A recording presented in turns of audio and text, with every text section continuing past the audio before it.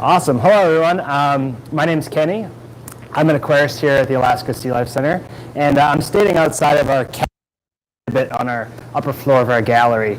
Part of the aquarist is to maintain these exhibits, and that includes feeding. We have a feeding regime where we feed a lot of the kind of hungrier fish that have a higher metabolism every single day, and the ones that are a little slower growing, especially these rockfish, every other day.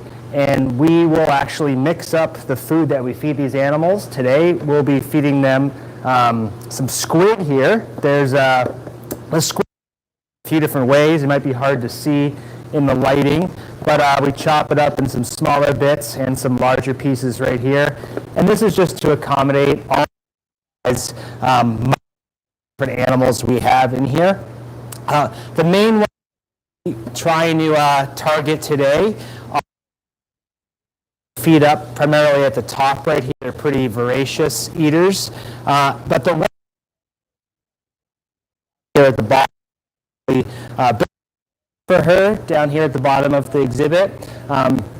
She's been here for about 5 years at the Sea Life Center, and you'll actually see very well the food. And I'm standing outside, and she'll start at the top of the water, and I'm just making sure that she's able to get enough food today, and that she's not outcompeted by the other animals. Pretty unique fish in this Kelp Forest exhibit. The exhibit represents kind of a little mid-water forest environment, predominantly filled with a few different species in here. I don't know if you guys can get a nice view, but we have some silver here. They're kind of identified by this nice extended lower jaw. They're a little grayer in color, similar to their name. We have a krill. You may recognize those from the bird habitat. They have a little yellowish tint to the top of their body, and we have a yellow kind of tucked in the back. I don't know if we get a good look at that. It might be a little closer once we start feeding. Another important and pretty unique character in this Kelp Forest environment are the sculpins we have, and we have a few sculpins tucked in the back, and we actually have a few types of greenling in here too. So here's a cabezon right over here. I don't know if you check that out. Cabezon they're pretty cryptic animals, so they're based on hiding in the rocks and predators. They're more of an ambush type animal. So they're usually found a little more southern, common off California, Oregon area. So pretty unique to have one up here, which we're happy about. And he'll definitely come up to the top of the water once I start feeding.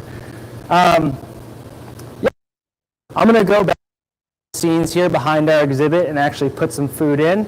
And you'll notice the animal behavior is going to change a little bit. And once I'm done, I'll come back and answer any questions you guys have. All right, so let's go see how this goes.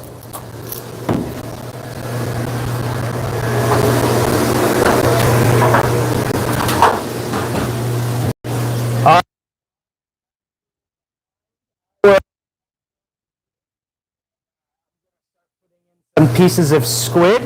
I'm going to put in some of the small right here, just so the rock at the top are able to get some of the, and you can see she's coming up to the. This is a female rufia, much pronounced face, and it'll be a little more compact looking, but she's pretty voracious. She'll eat kind of non-stop here. Real coming up too. There we go. So there's kind of too. We have and green and stars clinging to the rock. These primarily feed with kelp. We'll have kelp in the exhibit, and the animals will be able to eat that. A little course and cut up fish. They're and the urchins will do a good job of the algae off of the side of the exhibit here. There we go. So squid into the tank. It seems like a lot is going to sink down a little bit.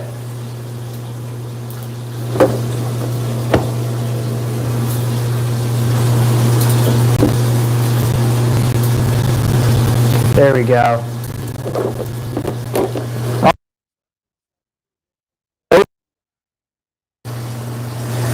Fish at the top anymore. That was a good feed.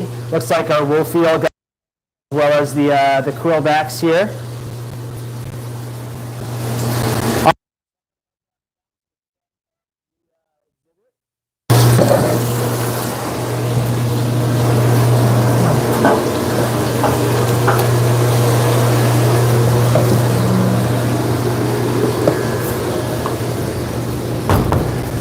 Cool. Good view of that. We don't amount we feed. It's usually just until the fish are kind of satiated and the food starts sinking down. So you probably have some squid settled on the bottom here. The job of eating the rest of it, but it's a good sign that the tank is definitely fed well enough.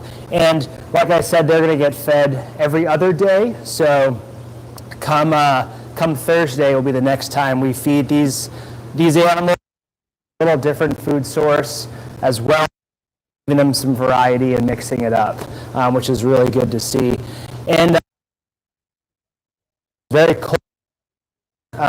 Usually one of our coldest times of year right now is in the spring, and the animals are slow growing. So that's what allows a lot of these fish, especially to really large sizes, almost 3 feet long.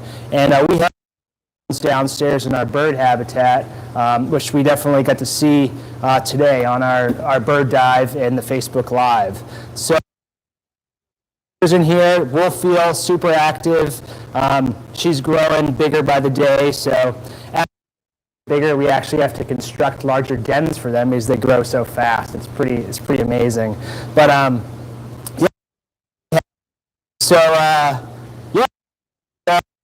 more of our exhibits around the floor here.